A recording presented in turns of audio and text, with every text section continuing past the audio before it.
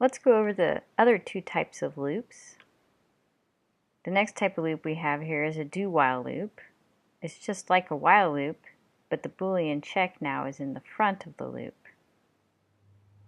Compared to our other loop, flow chart, where the Boolean check was at the beginning of the loop,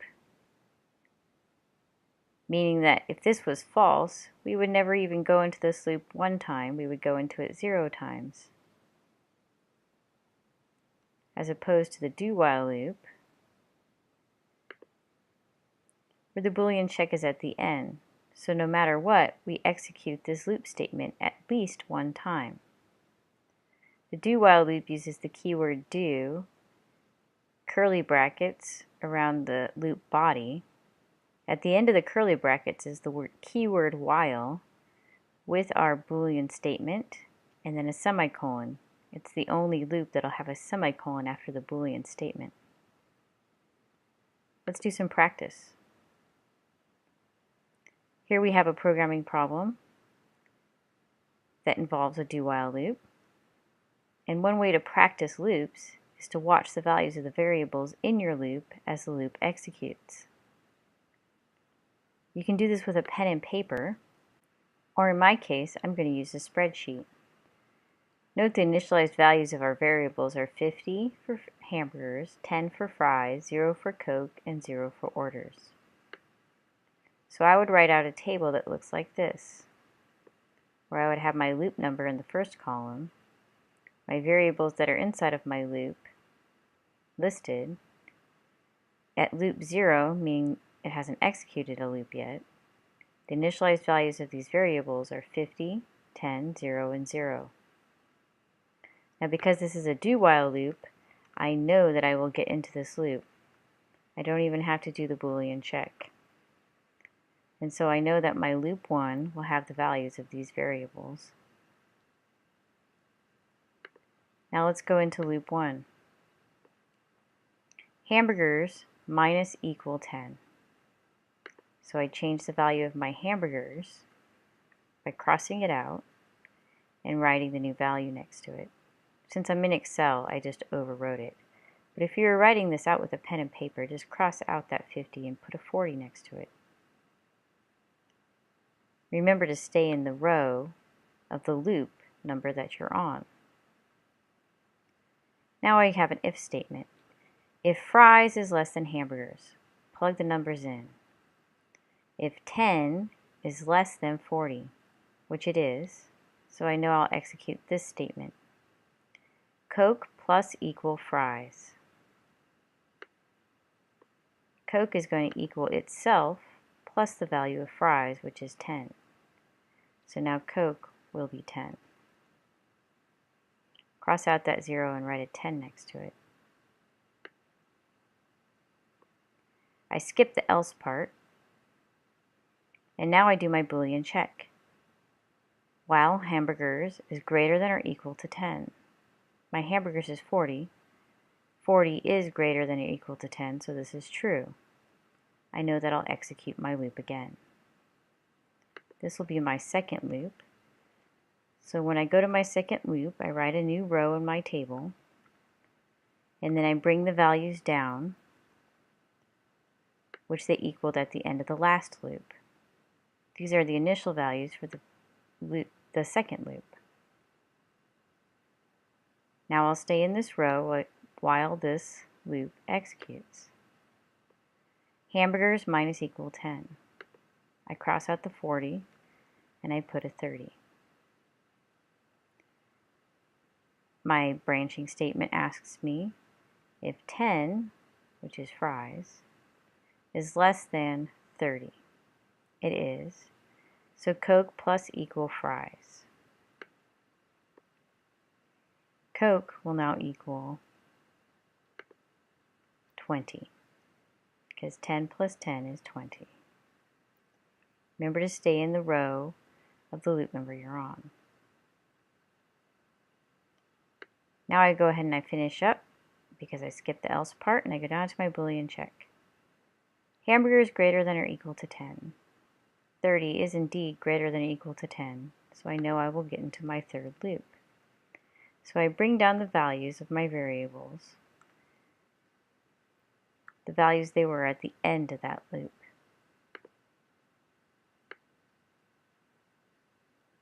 Now I enter loop 3.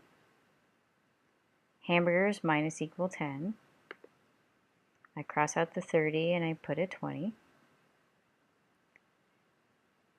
Then I go do my branching statement. Fries less than hamburgers.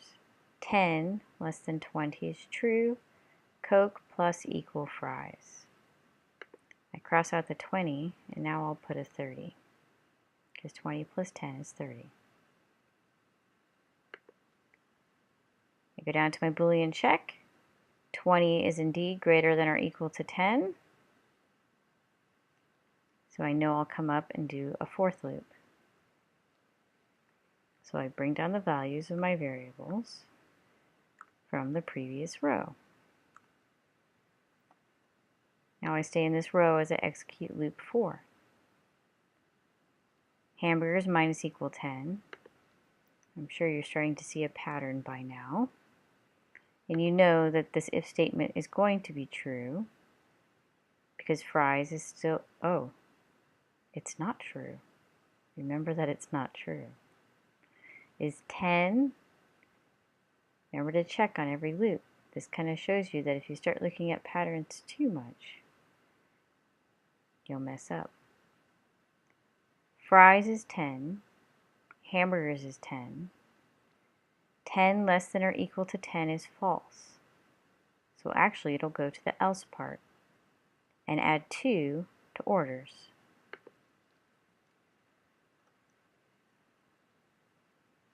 Now I go to my Boolean check. Hamburgers is 10. 10 greater than or equal to 10, and that is true. So I know that I'll execute my loop once more. I bring down the values of my variables from the previous loop. So now I'm on loop 5. Hamburgers minus equal 10.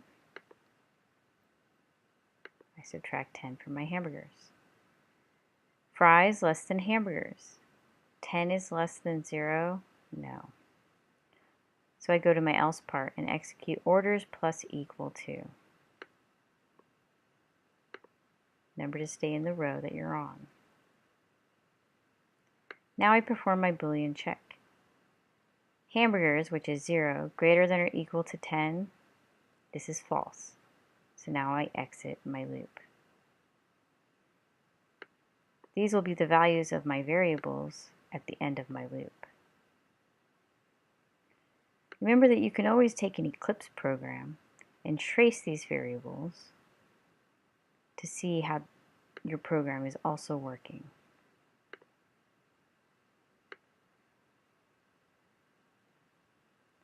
So if you were to write this again in Eclipse, tracing your variables in Eclipse means writing the values of those variables on every loop. So if I wanted to trace my variables inside of my loop, I have 4 variables, so I'll have 4 system.out.prints. You could have put this all in one print if you wanted. And then my last one is a print line. Remember that prints the end of line character. So this will all print on one line of code, or one line of output. This is called tracing your variables. Because it is inside of the loop, it'll show the value of these variables at the end of the loop.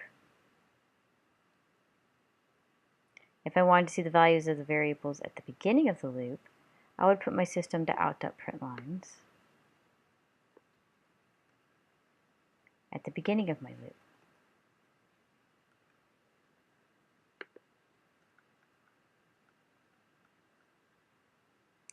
Now to see the output, you just run your code.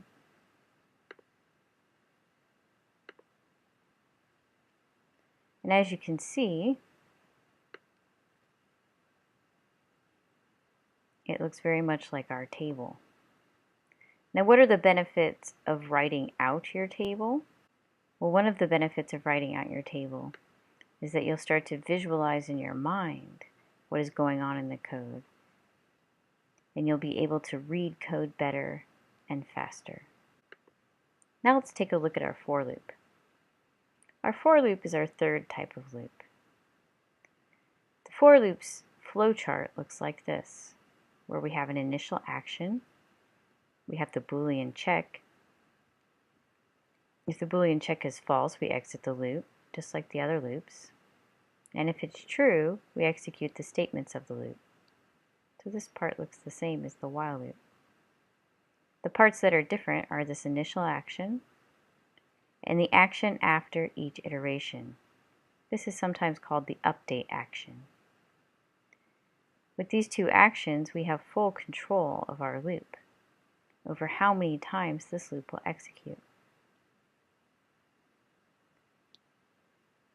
Here's an example of a for loop. The for loop has three parts inside of the parentheses. The first part is this initial action. It only happens once at the beginning of the loop, and we usually use it to initialize a variable, such as in this case, we're initializing our variable I to 0. In our Boolean check, we usually use that variable I in some way and check it against a number. So if we say I less than 100, we will execute this loop while that Boolean statement is true. Remember that the initial action only happens once at the beginning of the loop, but this Boolean check happens on every loop iteration. And then this update action, I++, happens at the end of each loop. This is what is eventually going to make this Boolean statement false. This is a typical for loop. It is not the only way that you can make for loops, but it is a good way. By looking at this for loop, we know exactly how many times this loop will iterate. If we're starting at 0 and going to less than 100, and incrementing I by 1 each loop, we are going to execute this loop 100 times. And that's the beauty of a for loop. If you write your for loops correctly, you can look at that for loop and know how many times it's going to iterate. Now every for loop can be a while loop and every while loop can be a for loop. But for loops are used a lot with arrays and used a lot when we need to count or keep track of how many times we're iterating. Now let's trace a loop. You can declare I outside of your loop, and in this way he can be seen outside of your loop. But another way that for loops are usually written is declaring I inside of the for loop. Now I can only be seen inside of this for loop, but it is a typical way of making a for loop. So either way is correct, but remember I can't be seen outside of the for loop if it is declared here.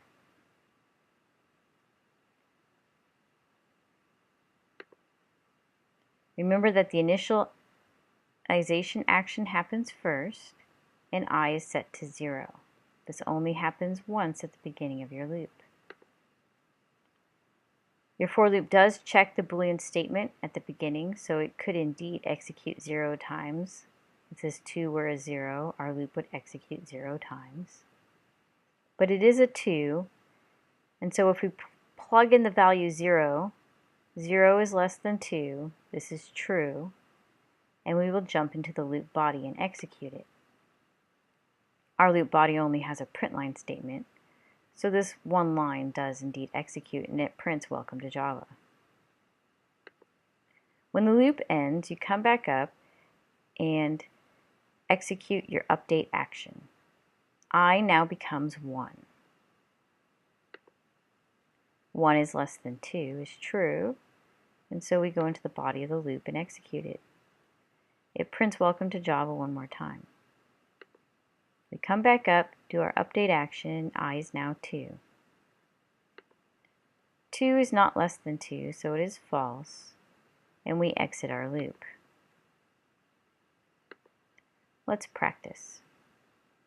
Remember that you should write out a table that has the loop number and these three variables, and then take the time to figure out what the values of those variables are at the end of this loop. By looking at this loop, you can tell how many times it's going to execute. I starts out at 0, and it goes while I is less than count, and count happens to be 5. So you know that this loop is going to execute 5 times. Because I is increasing by 1, so it would count 0, 1, 2, 3, 4, and when I becomes 5, this will be false. Remember also that you can trace the values of these variables in a working program, as well as making that table. And if you were to trace the values of these variables, you would see that number indeed does go up by 1 each loop, as you should have suspected when you looked at this loop, number plus plus. And help fluctuates between 2, 0, 1, 2, 0, and if it had executed again, it would have been a 1. Because it is taking number and applying the modulus operator and modulating it by 3, meaning it's the remainder when it's divided by 3. So the remainder will always be 0, 1, or 2. So it makes sense that it would be a pattern like that if number was changing by 1 each loop. Remember that it takes a while for you to see how your code is working just by looking at it. So printing out the system out print and tracing your variables will help you visualize what's going on in your code. And I can't underestimate the power of writing it out in a table form with pen and paper. It will make you a stronger programmer.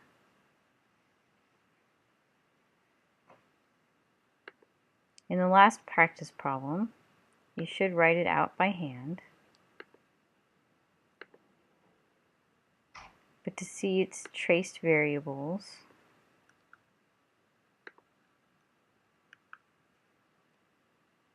you can run code that traces all those variables in the loop,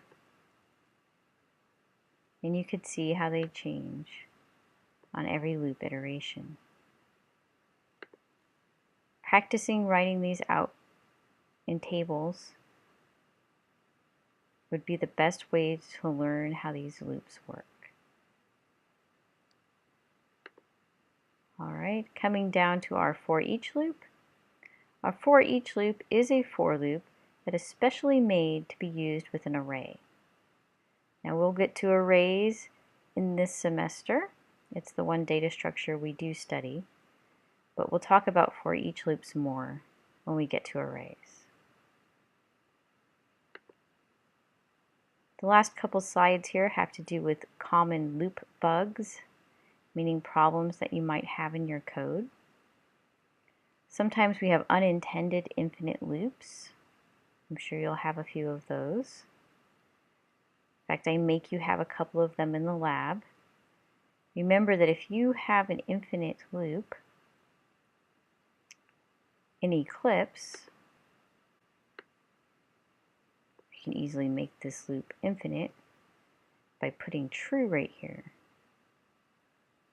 What will Eclipse do when things go infinite? It starts running forever. Remember, if this happens to you, you can run out of system resources. So if your program's still running, you can see that it's still running because the red button, the red stop button, will be not grayed out. So remember, if your program looks like it's doing nothing, but it's running, it probably has an endless loop and you need to terminate it. Otherwise, your IDE will stop responding. Such as if I had these system out print lines commented out in my code and I had an endless loop, It would look like nothing's going on in my program, but that loop is infinitely executing.